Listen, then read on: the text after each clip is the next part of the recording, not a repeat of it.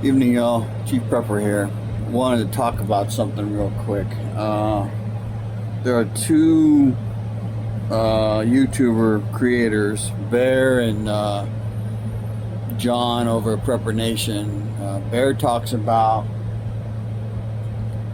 40 acres and 2 mules or whatever, which is what they used to give black people from Roger.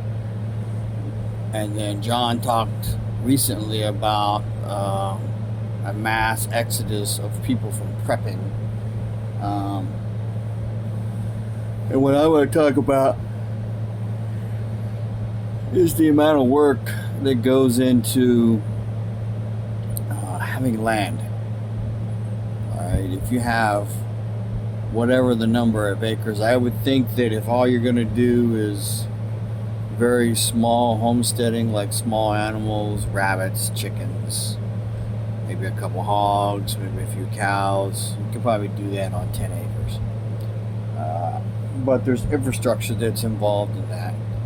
And then what I'm going to talk about is I have 0.63 acres, and I have a lot of it covered with buildings.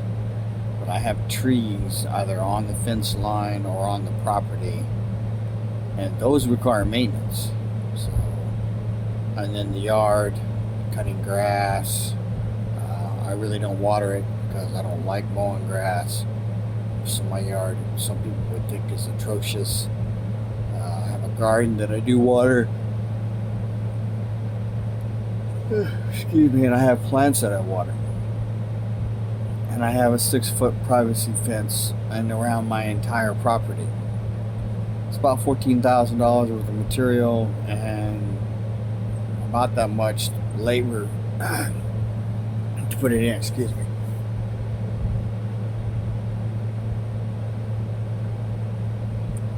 And there's a gate. And I recently redid the mailbox. So if you're not into,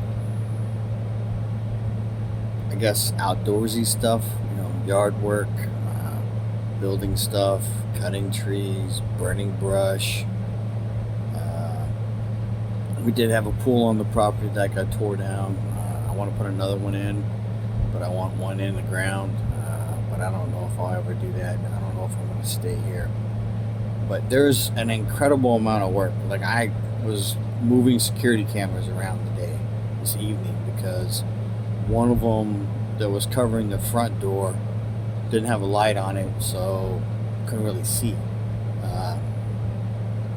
And then one of them that was covering the gate had a light on it, but it didn't need a light because there's a light that covers the gate. So I switched those two, and I noticed that I got to get on the roof and trim some fucking branches again because they're touching the house. And if you don't know this, you don't want bushes or tree branches touching your house because that's a path for wood destroying insects to get onto your house. Now they can always crawl up a wall, go through a vent hole, but maybe I'm stupid. I don't know why they don't, but I know that you don't want trees touching your house. So I got more. I'm gonna have more brush to burn. I got the entire area where the old pool used to be. I piled up some brush there with the intent of burning it, and then I got sick with my eye, so I got weeds 6 feet tall. I think they're called pigweed. So every year, cut tree branches. I got trees growing in a couple places in the yard that I need to try and kill. Actually, multiple places. I've got the stuff to do it. It takes time. There's the grass mowing. So if you have more than, if you have more than a couple acres, then I've said in the past that at least down here in Texas, people normally do a 4-foot fence around their house, chain link. And they mow the grass around the house, but they don't mow their whole property. And some people are like, why? Well, it's like, why am I going to mow 4 acres when I really only care about the stuff right around my house? And if I had 4 acres, I'd have a driveway, so the driveway would be maintained. And most of the time in Texas, that's the way it is. So just understand that if you have any amount of land, there's going to be a lot of work involved in maintaining it, fencing. If you're running cows and stuff, they'll tear up a fence, and then bulls will tear up a fence, and then wild pigs in Texas tear up fences, and then coyotes normally can go under them. A lot of the smaller pigs can go under them. So just understand that there's a lot of work involved in maintaining land. That doesn't count growing crops. That doesn't count, animals that you're going to eat. It doesn't. And then if you're in the country, if you got chickens, there is nothing that does not like chicken. Chicken hawks, owls, falcons, coyotes, skunks, possums, raccoons, snakes like the eggs. So you go into your fucking chicken run, you pay attention where you're stepping, because a snake might be in there. So, and that's the reason people cut grass around their house in Texas, is because, it actually gets so hot in Texas during the day that the snakes won't be out, but they'll come out in the evening and they'll come out at night. That's when they hunt, and then that's also when the sun will get so hot that it'll actually sunburn and kill a snake. So they come out later. So I think I got sunburned. Skin feels funny right here. So just understand it's a lot of work. Like I said, if you're not an outdoorsy person, then you ain't gonna like it. You need to understand that before you throw 100 to 200 grand down on land that's undeveloped, that may or may not have a water source, that you want to put a house on and be a homesteader. Just John the Prepper Nation talked about, he has friends that have said they're done, they're not doing it anymore, and that they have regrets over last summer because they sacrificed a lot of stuff and time that they'll never get back doing prepping. And then I think what's happening is during 2020, the pandemic, when all that shit happened, and then when you were going to the store and you couldn't get stuff, people got scared and they turned to the prepping community, and some people went, pardon my French, ladies, balls deep on prepping. And then when there have been multiple events. There's 2 towns in Texas right now that have no power, and there are people with no houses. So if you're a prepper and you've stacked a lot of gear and you lost all your gear, that wouldn't help. Or if you had food, that wouldn't help. But if you have a storm shelter and you stack stuff in there, that'll help. But there are people who looked around, like, well, nothing happened. Spent all this money, spent all this time, spent all this effort, and wasted it. And, I'm with John. Didn't waste nothing. You gained skills. You got stuff that will come in handy. If you live somewhere long enough, something fucking bad's gonna happen. We were in Texas 21 freeze.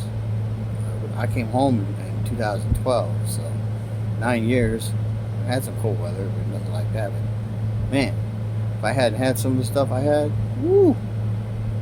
So for anybody who's considering quitting prepping, I would highly suggest you not. You can walk away from it for a while, but I would continue to rotate your food and do the things you've done. I mean, plenty of prepping channels talk about the fact that it ain't cheap to prep.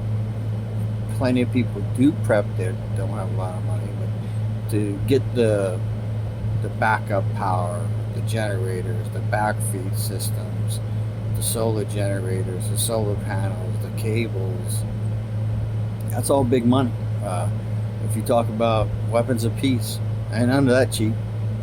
And then when you get the weapon, that's just the beginning, because you need other stuff. You need night sights for your handguns, you need slings for your rifles, you need magazines for both, you need bullets, maybe weapons lights, lasers and stuff, scopes of the rifle. So I mean, there's all kinds of stuff that can suck you dry. So most of the people who've been prepping for a while, we didn't get to wherever we're at overnight. When you look at Rudy Alaska prep, he's highly prepped. I would suspect he's got weapons of peace, and he just don't talk about it. John's got them, Magic Prepper's got them, Bear's got them, I got them. So just, you don't prep and anticipate and be like, oh yeah, it's gonna happen. You don't want to do that. It's insurance. It's peace of mind. It's knowing that if something happened tomorrow, you're gonna be better off. You're gonna have abilities and capabilities, and you're gonna have skills.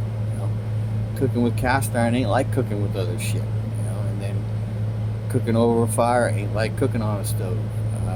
Having the ability to go into a toilet, go to the bathroom outside, and know how to do it without contaminating the area is, a skill. We still got the threat of grid down this summer. They're saying 2/3 of America might lose electricity. That's a lot of people. And it's hot as fuck outside. I just did a video on the heat transition. It's brutal. It's awful. So understand if you get land and you're entertaining the idea of homesteading, that it's a lot of work. I have dogs. I have cats, and one cat that comes and goes. Got a couple of his kittens that are in the area that are full grown now. I've got chickens, and I've got a garden, and I've got lemon and lime trees, grapevines, hopefully some blackberry vines here this year or next year. Meaning, I think they've taken root. I just don't know if they're going to grow because I've chopped them down twice with a lawnmower. All that takes effort and time. Every morning I got to feed the chickens. Every evening I got to feed the chickens. I collect the eggs in the evening. I got to water the chickens during this heat twice a week. That's like 9 gallons of water twice a week. The dogs need water. The dogs need food. The cats need food. They need water. All the plants that I'm growing and stuff need water. The garden needs water. So, ain't nothing easy about all that. Then that's not counting if you have a full-time job and all that other stuff. So if you got land, or you're wanting to get land, understand that there's going to be a lot of work involved. And then, I would tell you that if you're going to buy land, try to have one with a water source on it, or one where you can drill a well and then put a manual pump in it with a regular pump. Water is going to be so important. So important. Water, food, security, shelter. Gotta have those. Information is knowledge and power. Live a little, prep a lot. Chief Prepper, out.